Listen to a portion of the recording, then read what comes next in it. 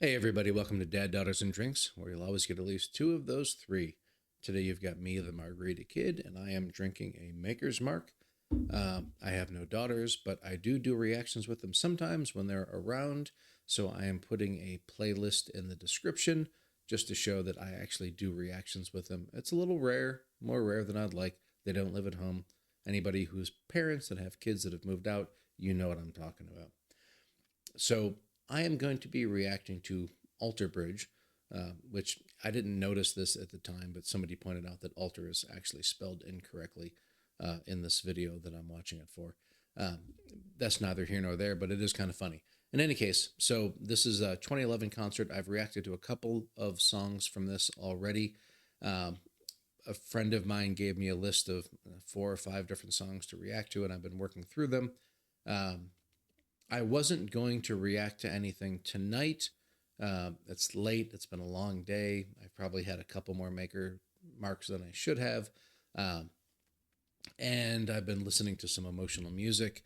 And it's probably best that I don't do this reaction. But, you know, when he tells me to listen to something, and he pointed out this song specifically, it's probably going to be something special. And a couple other people in the comments from my other reactions for Alter Bridge even called out, listening to Blackbird. So it may be, I'm assuming it's not a cover of the Beatles song or something. All right. I don't know why I've got the suspicion that it's going to be a special song, an emotional song.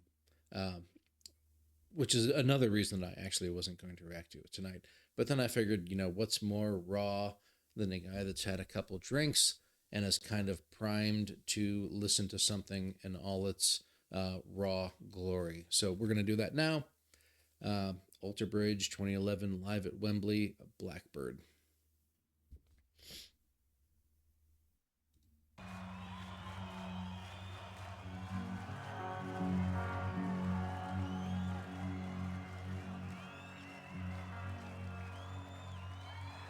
One thing I've discovered from the couple of things I've reacted to with them is you can't start right at the spot where it says. You kind of have to back up a little bit because the introductions are all part of the previous song.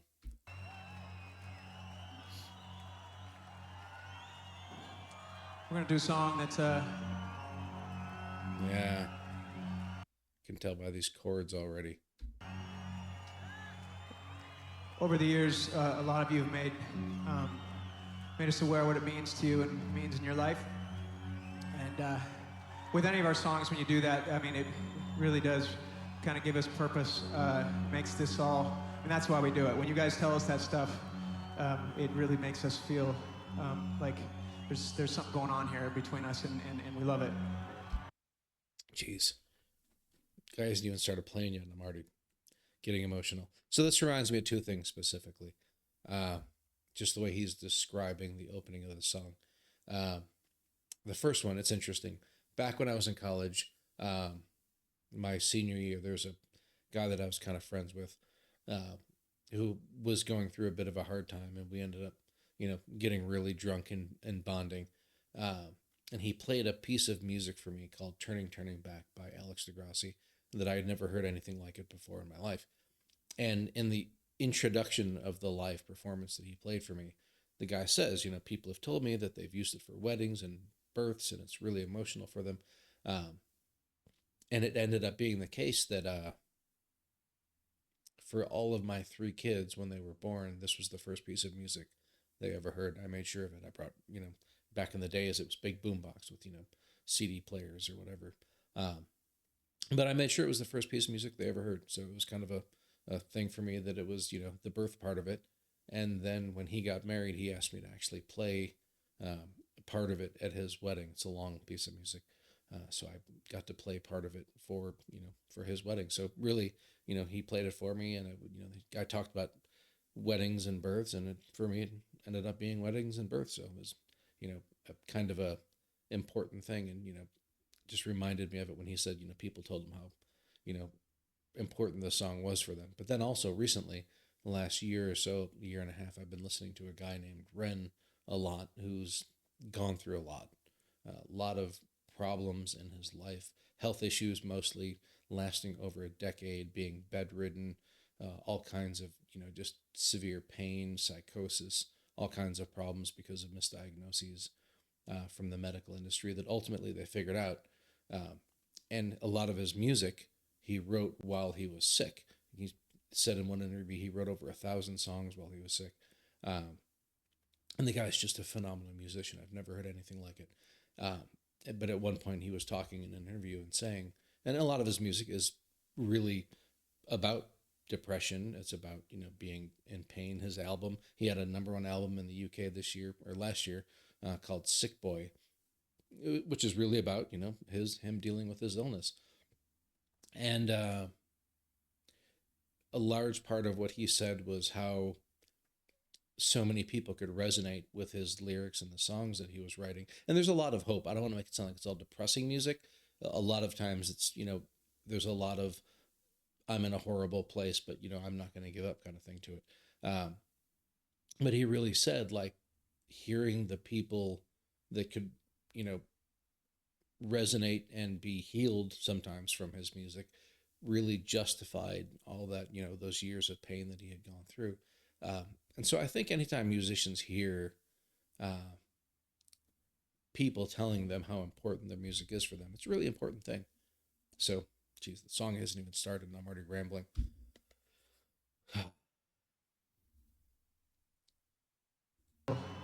Like, there's something going on here between us, and we love it. So thank you for sharing that stuff with us. And this song was written for, the lyric was written for a friend that he sold me my first guitar a long time ago.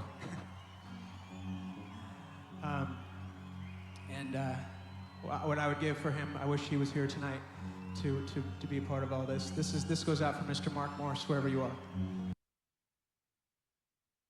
I was right.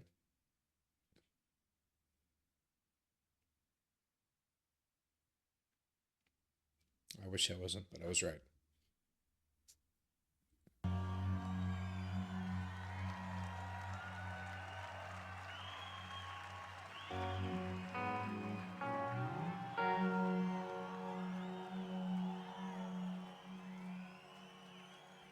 It's got to be so hard. I mean, clearly that was the Beatles opening, but this is a 10-minute song, so I'm pretty sure it's more than just the Beatles. But singing a song to somebody you've lost, I just can't imagine you'd ever get used to it.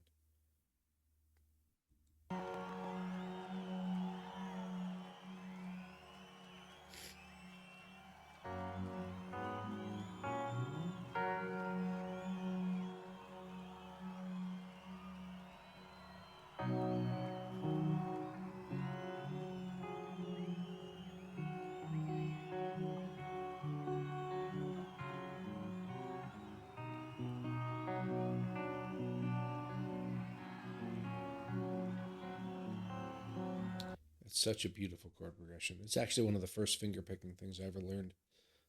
Geez, I was probably, I don't know, 9 or 10 years old. Um, it's timeless.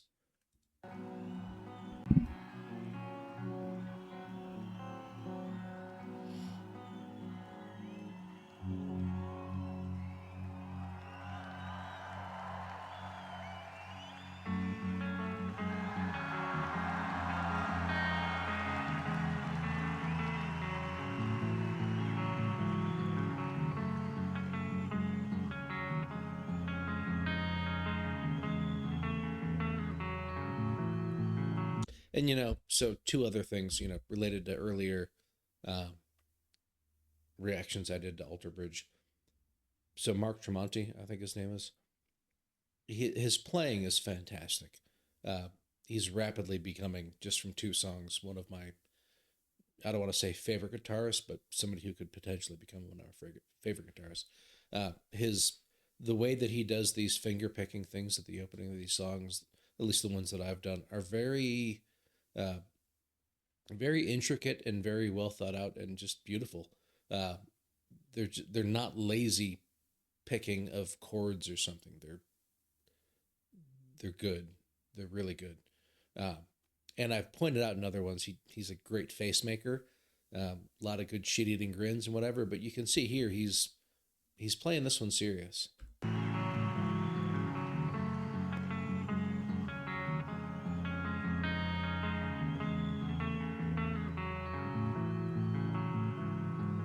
Willow, it weeps today. Breeze from the distance is calling your name. Unfurl your black wings and wave. Across the horizon is coming to sweep you away.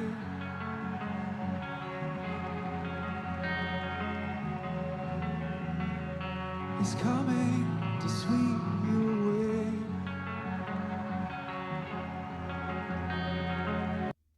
That's an interesting. I'm really torn on this song. There's a big part of me that wants to just listen to it,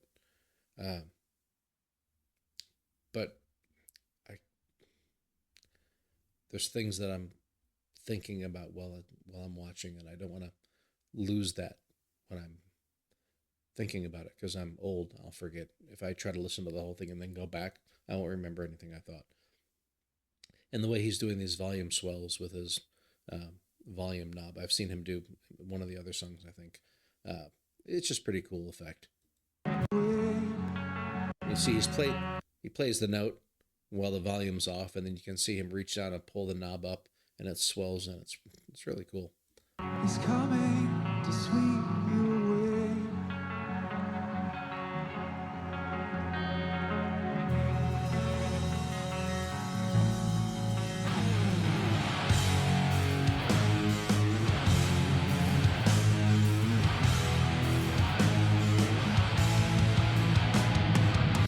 So yeah, the lyrics in that first verse were, I mean, if he hadn't announced that it was for a friend of his, and when somebody says wherever you are, you realize that they've passed on.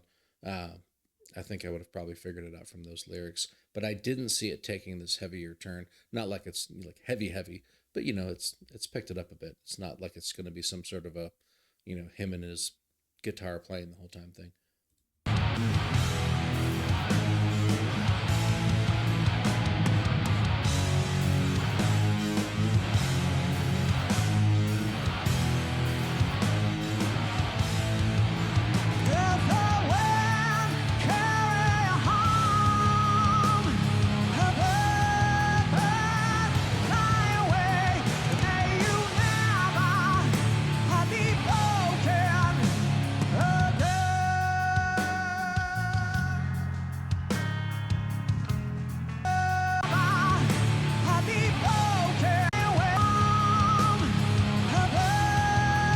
So I like to keep the lyrics up a lot of times so I can follow them, but my phone died. So I'm going to have to go back a couple times and actually try and make sure I'm catching what he's saying. I think he talked about the guy floating away and something about never having to deal with the pain again or something, but I have to rehear what he said.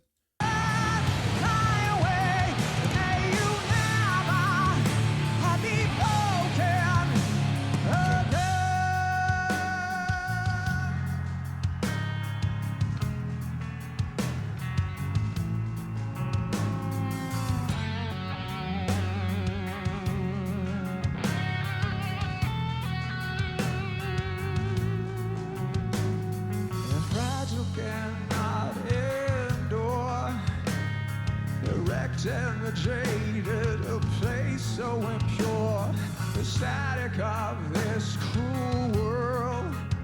It caused some birds to fly long before they've seen their day.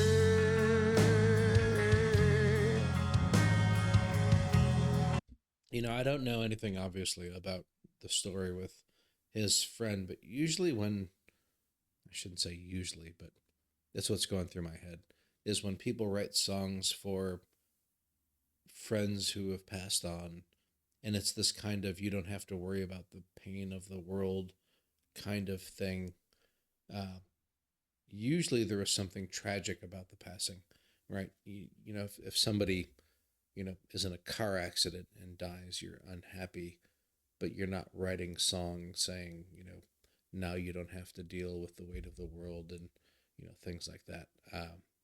Not exactly what he said, but so I'm curious. I'm sure most of the people watching this probably know the story of what he's talking about, but I have no idea. So let me know in the comments what actually happened. Well, maybe not. It's private. See, I get torn on stuff like this, right? We all get a little curious. It's something that's part of me is like, it's his story. It's between him and his friend. It's none of my business. But then part of me is like, if you make it a song, then I'm going to be curious about what the song's about, right? So I don't know. Tell me whatever you feel like telling.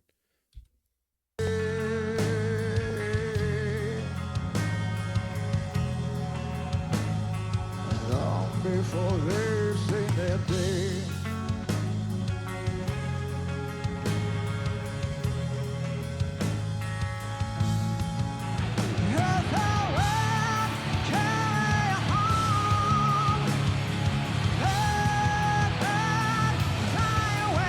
Okay, there's the face. Love the faces.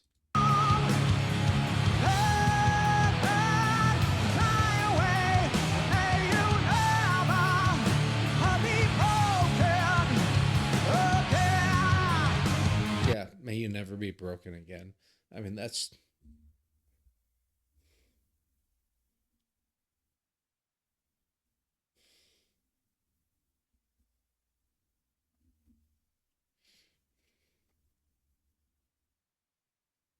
Sorry.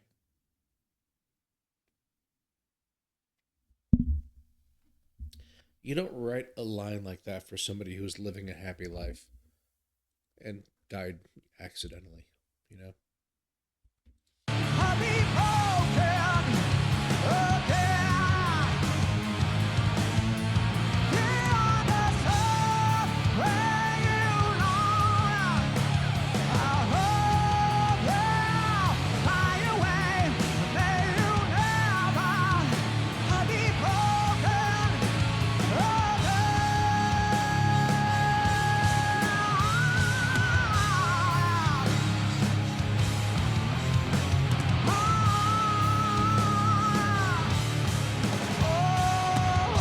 Geez, what a bunch of fantastic, like, that whole thing just changed up in a really interesting way. I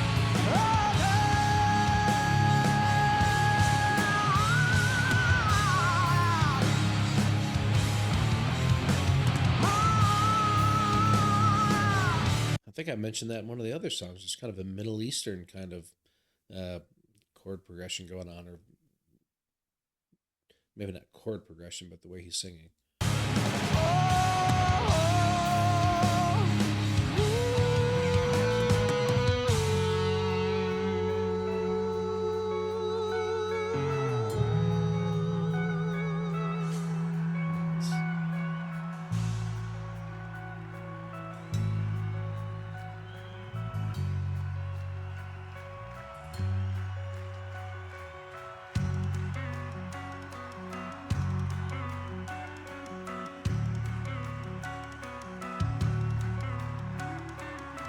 And just, as a totally unrelated aside, I wanted to mention it a couple times. What a gorgeous guitar that is. Holy shit.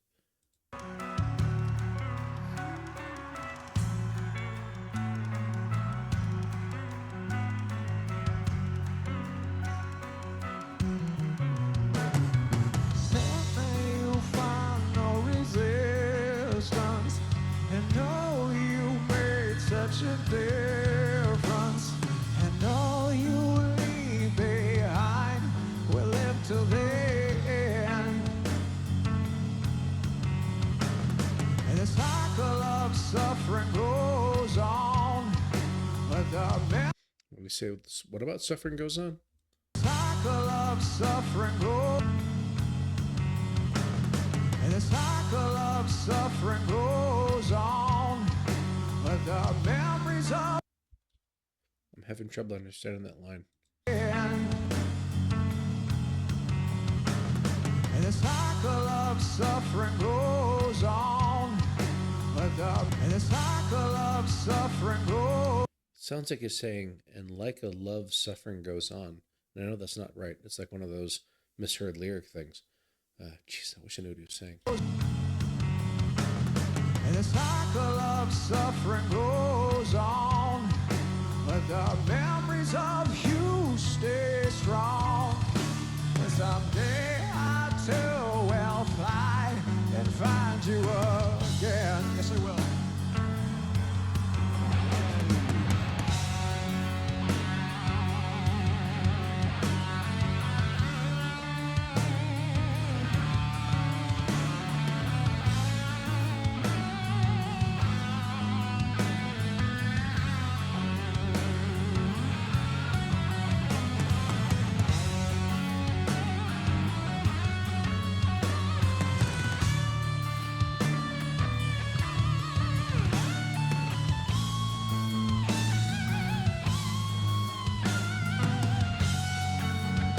That was nice.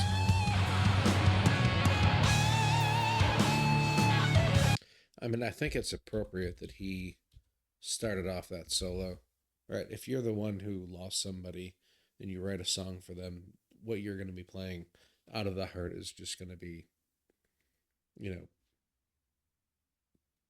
powerful, right? And that kicked it off in a, I don't know what Mark's going to do, but that was fantastic. We go back.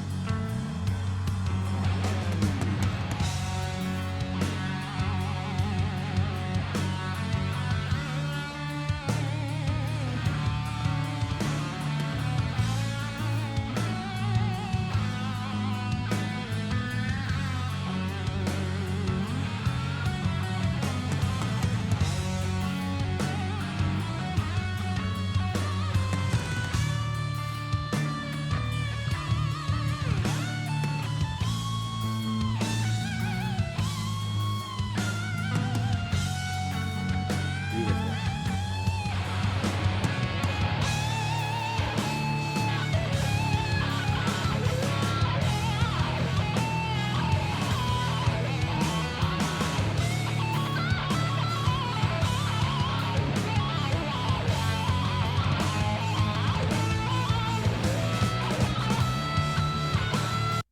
I hate to interrupt the middle of a solo, but I got to go back to the beginning of that. He did something there I didn't catch what he did.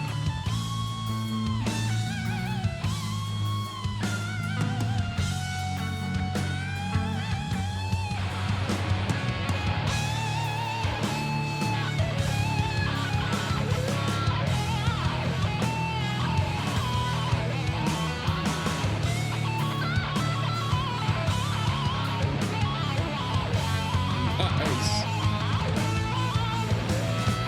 Sorry, I gotta go back and see that again.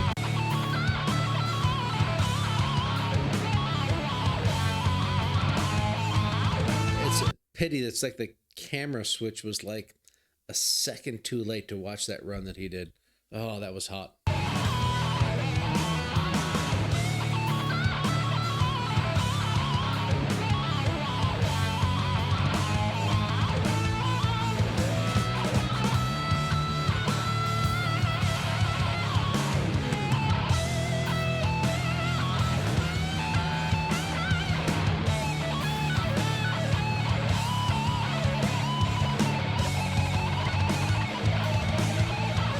Help our way.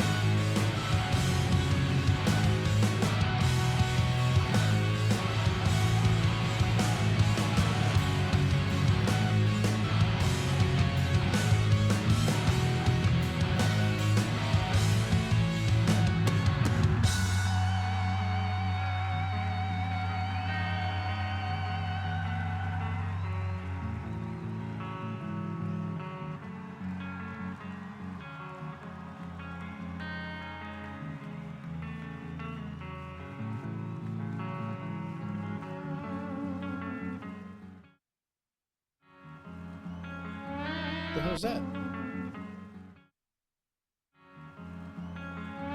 It wasn't me. I'm gonna go back one more time. With mono hands.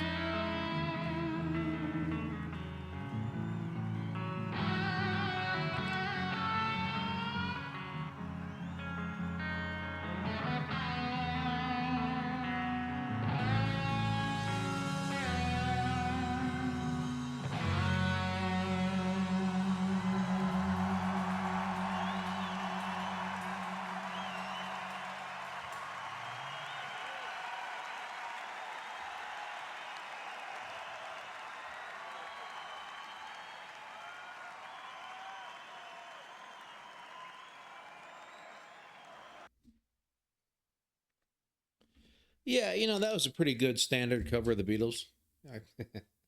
Shit. Wow. That was fantastic. I can see why multiple people called that one out as the song. Geez, sorry. Just bumped the camera. Um, as the song you need to listen to.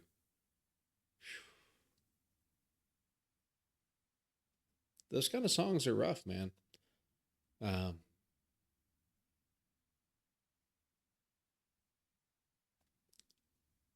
I've lost people in my life. I think most people have, especially if you're a little bit, older. Um, but I've been very, and I didn't realize this for most of my life, but I've been very fortunate that most of the time, if not all of the time, the people that I lost were really, more natural causes kind of situations. Sometimes you lose people earlier than you think you should, and you're probably right, right? Nobody ever seems like it's the right time to go. Maybe you get somebody in the 80s or 90s or whatever, and you go, yeah, grandma, passed away and it's bad, but grandma lived a good long life. Um, you know, Even, my dad, 53, he passed away. My sister just passed away 2020. Um, she was probably, I'd have to do the math on that one. She was born in 64. So I guess that makes her 56. Right. So not super old, probably earlier than you'd want them to. But, not tragically so, I guess I would say. In the circumstances, you go, if somebody gets cancer or has a heart attack or whatever, it's kind of part of life. It's a crappy part of life. But it's not like some other ways that people go. I think you know what I'm talking about. There's a lot of tragic ways that people can go, whether or not it's, self-inflicted or just something stupid, drunk driver or, whatever it is, right? But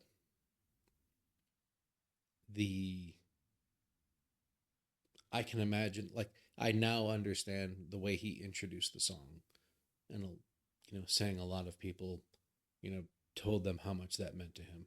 And I kind of caught it at the beginning, right? Um, when they say, when you're a musician and something like this happens to you and you write a song and you perform it, put it out there for the world to see, that really opens you up. You have to be very vulnerable. It takes a lot of courage, really, to write a song about something that intimate. Uh, and so, kudos for musicians that are willing to be vulnerable and open themselves up like that.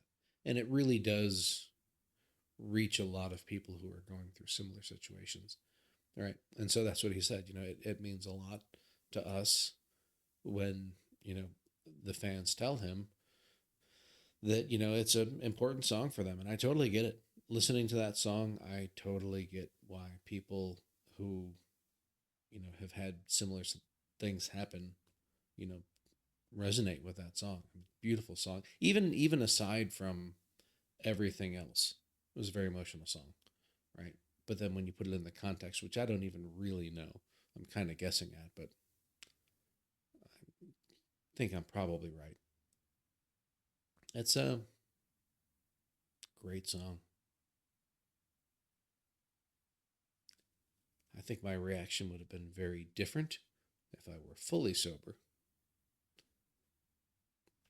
but probably not too much different, actually. Anyway, if you're not an Alter Bridge fan, you should be. Go check out their webpage. I'll post the original link to this concert in the description, all the stuff that I normally say. But really, at the end of the day, I just want to make sure all you guys are doing okay.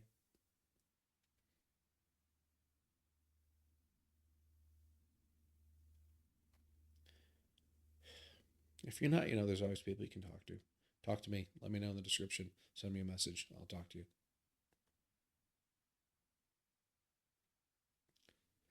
We tend to think that the world's a really shitty place, because it is in a lot of ways. But there's a lot of good people out there. And I think we tend to minimize that because the crappy people are the loud ones. Whether it be in news or on the internet, comment sections of whatever, right? People can be really awful. And there's a lot of really awful people. But then you get into the law of large numbers. Well, geez, there's, in America alone, there's 350 million people. You got some kids and old people that don't use the internet. So let's say you got 250 million people using the internet. And let's say you say 1% of the people are idiots. Right? And that's being very generous. The number is much higher, let's face it. But let's say you just say 1%.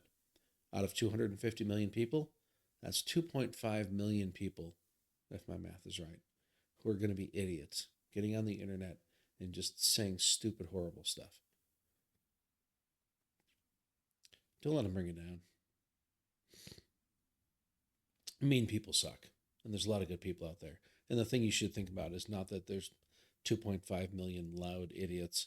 It's that there's, based on that math, 248.5 million good people that are, willing to help you out. So, I don't know how I got off on this tangent. It's time for me to go to bed. Hope everybody's doing well. Take care. Thanks for watching. If you made it this far, God bless you and thank you, and have a good night.